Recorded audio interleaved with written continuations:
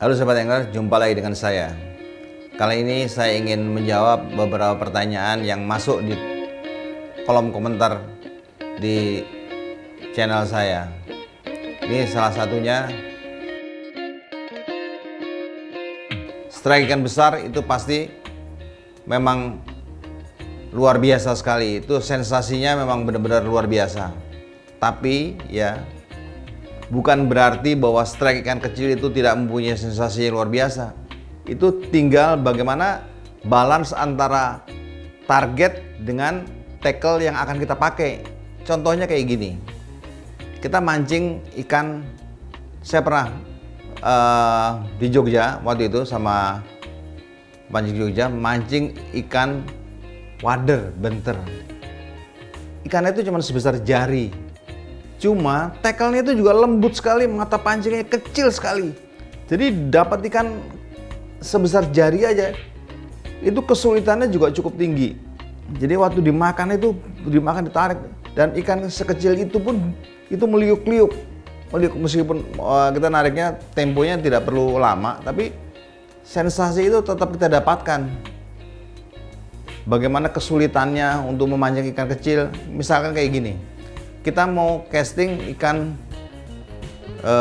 kecil, ikan-ikan yang sekarang kan banyak para pemancing casting, dia menggunakan ultralight. Dapatnya ikannya kecil, tapi tackle-nya juga kecil. Dia pakai reelnya kadang-kadang ukuran 500, ukuran 1000. Line-nya itu bisa 0,5 sampai PE1. Itu waktu dapat ikan segitu tuh bener-bener menikmati, karena kita juga ada perasaan takut putus. Jadi memang sensasinya nggak kalah. Meskipun ikannya nggak besar, sensasinya tetap dapat. Kita jigging di laut, kita pakai light jig. Itu juga dapat ikan kecil juga nggak terlalu besar meliuk, apalagi dimakan ikan besar, tapi itu butuh waktu yang lama untuk menaikkan, karena kalau dipaksa dia akan putus. Tapi jadi menurut saya sensasi mendapatkan ikan besar sama ikan kecil hampir sama. Mungkin dapat ikan kecil juga sensasinya luar biasa juga, asal tackle yang digunakan juga memang memadai sama ikannya. Jangan kita mancing ikan misalkan kita mancing ikan kakap lah di rumpon, kita mancing red snapper, kita pakai alat jigging yang dia hard, yang cukup pakai PE di atas P4, P5 itu dapat, itu nggak ada sensasinya karena alat yang kita pakai terlalu berat. Coba kalau namanya kita mancing kakap di rumpon, tapi kita pakai PE yang kecil-kecil, pakai PE1, PE2, dan pakai reelnya juga reel kecil, rodnya juga yang sesuai, seimbang, itu dia akan meliuk-meliuk, dan kita juga ada kekhawatiran akan putus enggak, dan kita mainkan. Ya itu sensasinya luar biasa. Cuman kalau namanya kita mau mancing ikan besar, memang nggak bisa dipungkiri bahwa sensasi mancing ikan besar itu memang lebih hebat ya. Misalkan lah kita dapat tuna, itu karena tuna tarikannya luar biasa dan butuh waktu lama. Kita mancing misalkan rubinya besar, atau kita mancing amberjack yang cukup besar. Nah, tapi nggak mungkin kalau itu kita pakai tackle kecil. Kalau kecuali amberjacknya kecil itu mungkin. Tapi kalau amberjack yang size-nya besar, ruby yang besar, apalagi kalau main tuna, nah itu dengan alat-alat yang alat-alat berat, nah itu memang kita butuh tenaga segala macam. Itu memang sensasinya mungkin lebih besar. Tapi sekali lagi bahwa mancing ikan kecil tetap mempunyai sensasi yang luar biasa. Gak usah khawatir, saya belum pernah dapat ikan yang besar, tidak perlu. Yang penting alat kita sesuai. Mancing ikannya kecil ya, alat kita kecil. Jangan mancing ikan kecil tapi rod kita bengkokannya enggak, sama aja kayak dikerek. Nah, itu nggak seru. Banyak pemancing-pemancing yang karena dia bekerja, jadi cuman punya waktu mancing tuh weekend. Sedangkan pada weekend itu cuacanya jelek dan dia terpaksa harus mancing karena memang kapal sudah dirental segala macam, sudah dikasih uang muka, terpaksa nggak bisa ini. Saya rasa itu bisa dibicarakan sama kaptennya, bisa nggak ini dimundur. Kadang-kadang kalau kita berangkat, wah kita cuma ada waktunya weekend, cuma hari Sabtu Minggu, kita berangkat Jumat sore berangkat, padahal cuaca jelek, kita nggak bisa mundur. Mungkin bisa dibicarakan sama kaptennya, mungkin nggak dimundurin, minggu depan lagi. Kalau memang kita paksa, kalau memang kadang-kadang kapten tuh kadang-kadang enggak apa-apa Pak, cuaca ini bentar lagi juga cekat teduh. Kita makin ke tengah bukan makin teduh, ombaknya makin besar. Akhirnya kita hanya sembunyi aja di berlindung di balik-balik pulau, mancing sampai pada saatnya pulang kita pulang. Dapat ikan juga nggak maksimal, kita nggak dapat target kita. Yang ada kita malah pusing. Jadi tetap usahakan bahwa keselamatan nomor 1, safety first. Jadi jangan kita dipaksakan, misalkan kayak mancing di tebing. Saya juga turut berduka cita baru-baru ini ada memancing mungkin di daerah selatan Jawa Tengah. Dia mancing di tebing, jadi dia rock fishing. Saya lihat, saya jadi juga belum tahu pasti di mana itu kena ombak, karena mungkin ya itu dia udah pengen banget mancing, cuaca jelek, dipaksakan, ada yang kena musibah. Jadi memang ingat bahwa kita punya keluarga, mereka mengharapkan kita untuk pulang. Jadi jangan pokoknya yang penting mancing, ya nggak berani mancing berarti penakut, gak usah ikut. Nah itu juga nggak boleh. Hargailah alam. Kita nggak bisa ngelawan alam kok. Kita nggak bisa ngelawan alam. Jadi kalau memang cuaca jelek ya udah kita tunda, jangan dipaksakan. Tunggulah keadaan benar-benar normal. Selalu lihat juga di web-web cuaca, kalau di kita biasanya juga di BMKG gimana cuaca nih. Kalau misalnya cuaca nanti kira angin besar apa segala macam, kita nggak usah paksain lah. Ya bisa aja mancing ke kolam-kolam atau kita mancing di sungai-sungai, di waduk-waduk. Jangan kita paksaan, kita harus berangkat nih karena udah lama, udah gatal, udah lama karena pandemi corona ini, kita udah lama mancing, kita paksain padahal cuaca jelek. Kan kita mancing juga mau fun, kita mau mancing mau nyari senang-senang. Jadi sebaiknya jangan terlalu memaksa lah untuk mancing di cuaca yang sedang tidak bersahabat.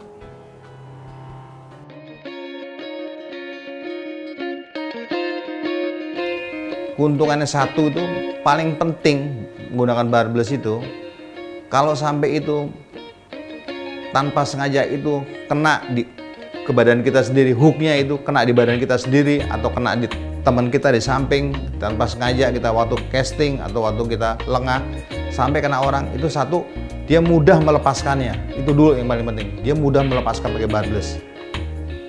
Dan kedua, apabila kita ingin merilis, itu mudah kita merilis, kita buka atau apabila misalkan tali PE kita atau tali mono kita putus, itu otomatis nanti ikan itu sendiri juga bisa melepaskan. Dia akan lepas sendiri karena mudah lepas. Tapi kerugiannya, kalau umpamanya kita menggunakan barbless itu, kalau umpamanya kita mancingnya kita kendor atau ikannya berontak dan tali kita tidak tegang, kita agak kendor, itu ikannya biasanya mudah melepas. Jadi kadang-kadang juga kalau umpamanya tarikan pertama kita terlambat pegang ambil, itu biasanya juga ikannya mudah lepas karena dia barbless. Jadi ikannya begitu lari berontak, ikannya goyang, dia lepas. Tapi keuntungannya tadi itu, dia mudah kita lepaskan apabila kita nggak sengaja kita kena di badan kita atau di kena temen, nah itu kita mudah melepaskannya. Saya rasa keuntungan sama kerugian dan pakai barbless itu.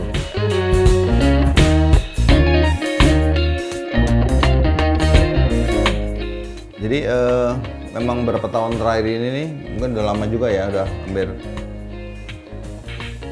hampir mungkin 10 tahun ini ya, semua orang berubah, semua tali, semua reel itu menggunakan tali PE.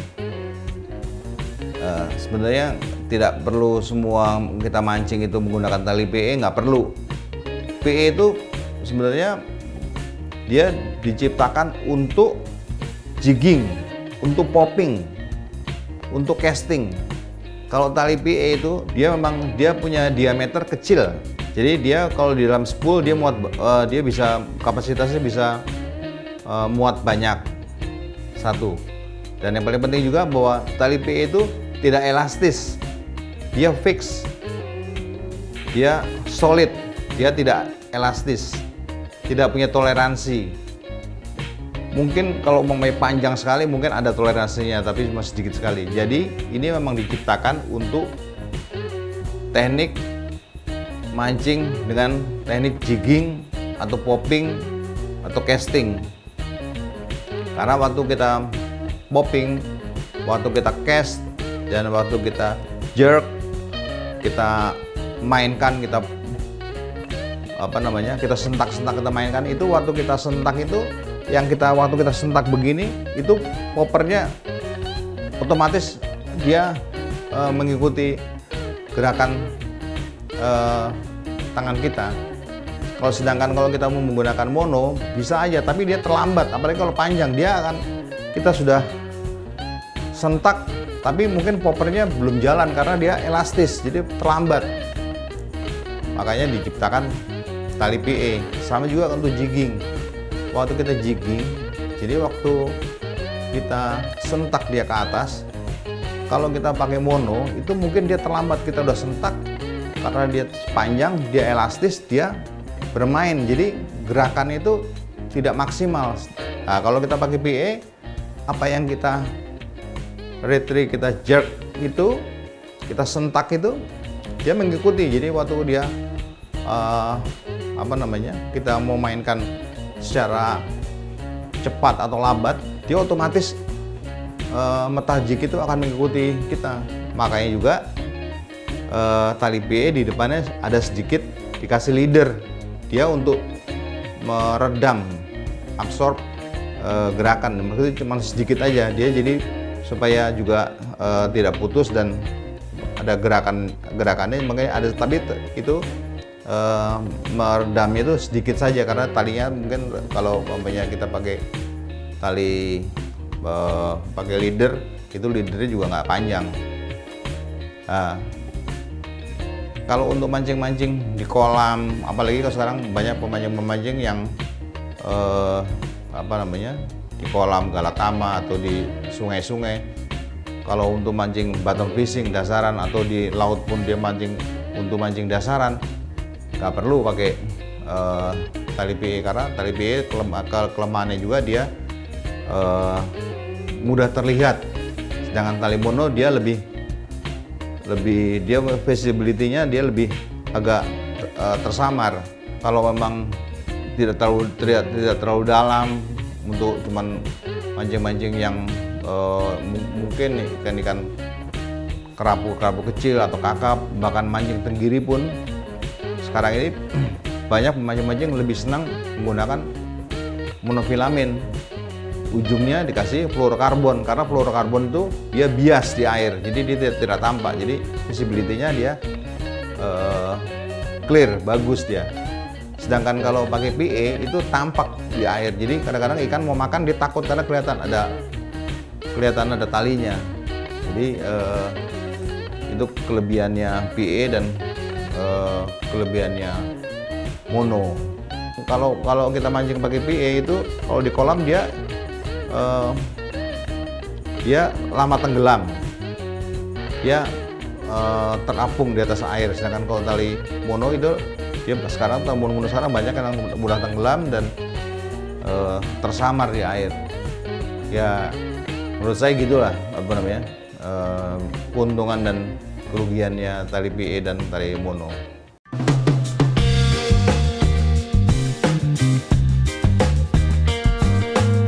Kalau di beberapa negara itu pemancing-pemancing senior mempunyai kewajiban dia mesti mengajarkan bagaimana memancing yang bertanggung jawab dan benar dari mulai anak-anak usia dini.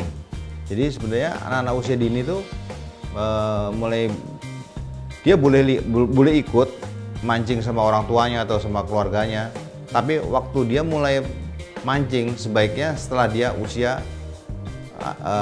antara 5 sama 6 tahun baru dia mempunyai tackle sendiri. Bagaimana kita mengajarkan dia membawa, dia belum kita ajarkan cara mengikat segala macam, belum, cuman maksudnya ini alat pancing Anda, ini alat pancing kamu, ini kamu rawat sendiri, kamu bawa, kalau pergi kamu bawa sendiri, kamu bersihkan sendiri, kita ajarkan segala macam. Nah, nanti waktu di tempat pemancingan mulai kita taruh umpannya, kita pegang dia, ini caranya narik begini, caranya menggulung begini. Nanti tetap yang tetap ada pengawasan dari orang tua. Jadi gimana caranya melepas ikan itu bukan dia yang ngerjakan, tapi mulai usia-usia dini itu, mulai dia masuk kelas 1 SD itu saya rasa sudah bisa dia. Tapi bukan ikan-ikan monster ya mungkin ikan-ikan mas atau ikan-ikan bawal yang kecil-kecil dia sudah mulai. Jadi kalau dari kecil kita tanamkan bagaimana memancing yang benar, bagaimana ikan-ikan yang melepas ikan, bagaimana bahayanya kena mata pancing. Jadi kalau pancing itu ini hati-hati, kalau kena ini susah lepasnya. Ya gitulah kira-kira. Mudah-mudahan kalau orang tua sudah mulai mengajarkan anaknya dari usia dini mulai memancing, dia sendiri juga mempunyai hobi seperti ayahnya. Terima kasih Anda telah melihat tayangan ini. Itulah jawaban saya. Semoga jawaban ini bermanfaat. Salam strike.